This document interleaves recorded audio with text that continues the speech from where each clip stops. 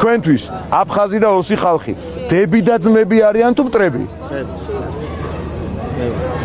ვინ ხარ თქვენ? საიდან? მტრები არიან? აფხაზი და ოსი ხალხი მტრები. ხმამაღლა მითხარი თქვენ? კი. თქვენ სახელი გვარი? ლუკა ტყებუჩა. ერთი წამი ბოდიში. ფორმულასთვის თქვენთვის? ფორმულასთვის არა, ფორმულა ჟურნალისტი, აფხაზები და ოსები არიან ჩვენი მტრები.